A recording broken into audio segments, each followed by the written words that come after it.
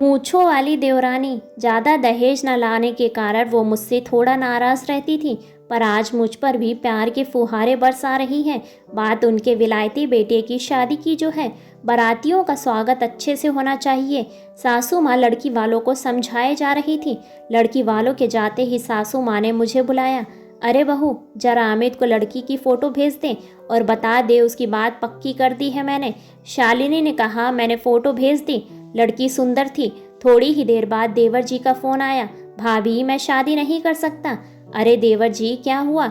लड़की अच्छी भली तो है और माँ जी को भी बहुत पसंद है।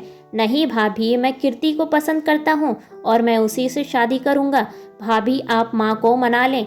यह खबर सुनते ही मानो सासू माँ के पैरों तले ज़मीन खिसक गई। उधर लड़की वालों का विलायती दामाद का सपना टूटा और इधर सासू माँ का दिल। 2 दिन तक सासू माँ के हलक से निवाला नहीं उतरा। बगल वाली चाची ने उन्हें खूब समझाया। अरे, अगर अमित शादी करके वहीं बस गया तो तू क्या करेगी? इससे अच्छा है कि तू मान जा। आखिर सासू माँ ने बहुत मान मनवल के बाद उन्हें फ़ोन करके बुला ही लिया, पर शर्त यह थी कि शादी गांव से ही होगी। देवर जी खुशी खुशी मान गए। मैं भी विलायती देवरानी पाकर बहुत खुश थी। ठीक 1 महीने बाद देवर जी गांव आए। बेटे और होने वाली बहू की नज़र उतारने के लिए सासू माँ बेकरार थीं। अब मन ही मन उन्होंने उसे अपनी बहू मान लिया था। दरवाजे की ओर से मैंने देखा तो देवर जी एक सुंदर लंबे गोरे लड़के के साथ चले आ रहे थे। शायद वह लड़की का भाई था। अम्मा ने लपक कर उनकी नज़र उतारी और पूछा, बहू कहाँ है? अरे शालिनी, जा देख, बहू गाड़ी में है क्या? उसे उतार ला। अब क्या शर्माना, अब तो इसी घर में आना है।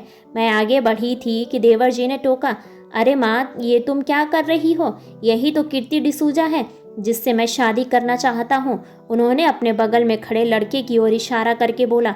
सासू माँ के सर पर मानो किसी ने परमाणु बम फोड़ दिया हो और मैं भी हल्की मूंछों वाली देवरानी देखकर हैरान थी। कीर्ति एक लड़का भी हो सकता है, यह मैंने सोचा ना था, पर यह एक सच था और इसे स्वीकार करना ही था, क्योंकि देवर जी जिद पे अड़े थे। सासू माँ ने भी भारी मन से दोनों की शादी के लिए हाँ कर दी, पर गांव वाले क्या कहेंगे, इसलिए अम्मा ने उन्हें वापस भेज दिया। वापस जाकर उन्होंने वहाँ कोर्ट मैरिज कर ली। सासू माँ के मन में टीस तो रहती थी, पर अपने बेटे के लिए खुशी भी थी। जो सासू माँ मुझसे हमेशा खफा रहती थी, अब मैं उनकी लाडली बहू बन गई थी। क्यों, यह आप तो समझ ही गए होंगे। ऐसे ही बेहतरीन कहानियों को सुनने के लिए वीडियो को लाइक और चैनल को सब्सक्राइब करें और अपने विचार कमेंट्स बॉक्स में कमेंट्स करके हमें ज़रूर बताएं। धन्यवाद।